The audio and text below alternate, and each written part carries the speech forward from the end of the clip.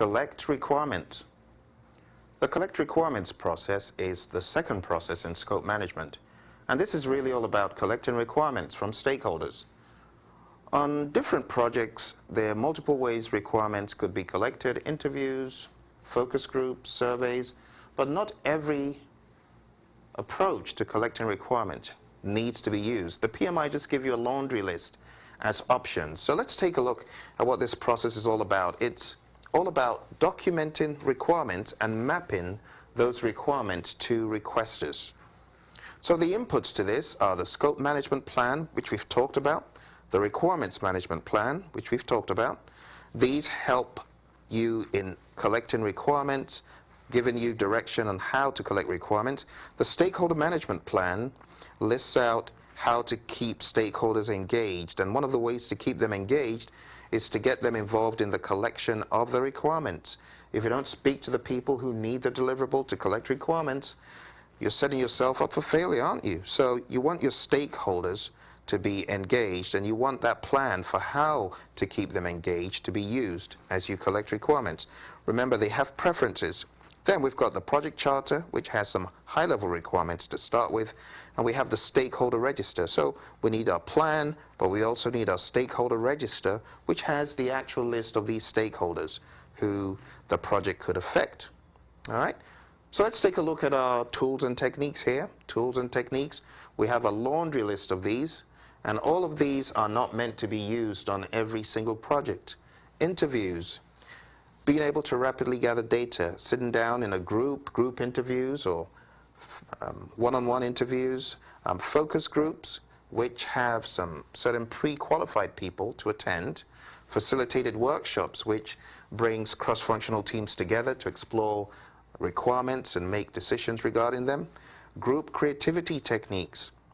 We've talked about this in some other chapters, but here, these are just techniques used to get creative ideas. In this case, more of requirements.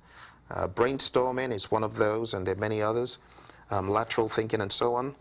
Group decision-making techniques are techniques used to make decisions like plurality, unanimity, majority, and dictatorship. Questionnaires and surveys need no introduction. Observations, observing how people carry out their work, observing those processes and building those observations into requirements. Prototypes help you gather early feedback from buyers or end users. Benchmarking, using a previous product or some other company's product as a standard on which to build your product. Context diagrams, these show more like business systems and how they interact with the end users or the actors. We call them actors, and the actors send information to the business system. I used an example of a CRM, a customer relations management system, in which you type in information, maybe a request, and that request gets sent to someone else, and there's a whole chain of reactions.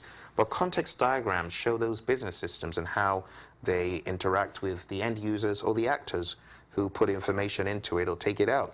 And document analysis. A document analysis looks at various documents, for example, standard operating procedures, and tries to glean from those procedures requirements that may be built into a product, service, result, subsystem, or end deliverable. And our major output of collect requirements, requirements documentation. So all of your requirements put into a document with an idea of how those requirements will help the product be finalized. And also the requirements traceability matrix, which is a specific document. We abbreviate it sometimes and call it an RTM. But your requirements traceability matrix is a document that maps the requirements to their origin or requirements to source. So you've got a requirement, that's good, but who asked for the requirement? You know, and you could also use it to map other requirement-related information. Maybe give the requirement an ID and track it throughout the life cycle, you know. So that pretty much is collect requirements. And when we get into the details, make sure you observe the requirements traceability matrix and requirements documentation examples.